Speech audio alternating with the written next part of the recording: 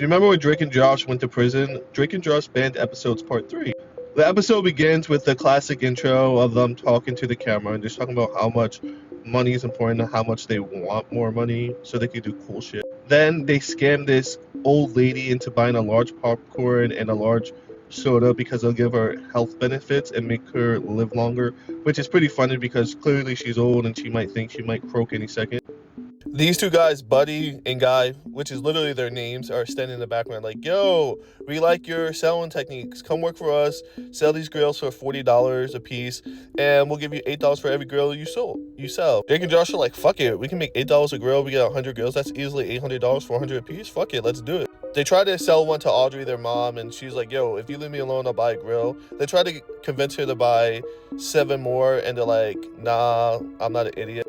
Which is funny because Walter walks in and he already bought 6 from the boys. And they start moving these grills like crack in the 80s. Like they're selling grills at school, convincing everyone. One thing I forgot to mention is that the grill is also an MP3 player, which if you don't know what MP3 player is, you're too young. And as you can see here, these niggas are making bread. Like they're making so much money. Like this is just like their first batch is already gone. Like they're already on batch 2. You could see they start buying some random shit like this fucking weird chess table, which is green and orange, probably because like slime, and then the orange for Nickelodeon. And this Megan's like, yo, I want in on this. Let me get in. They're like, nah, little girl.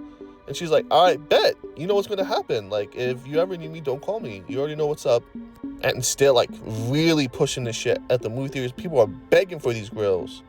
And they're getting so much money. They're like, yo, I can't, all the things we're about to do, like, it's up. Then these bum-ass niggas pull up. They're like, oh, yo, you selling these Gary Coleman girls? They're like, yeah. They're like, oh, guess what? You're under arrest. They're like, wait, what? They're stolen? How could it be stolen? Like, nah, it wasn't us.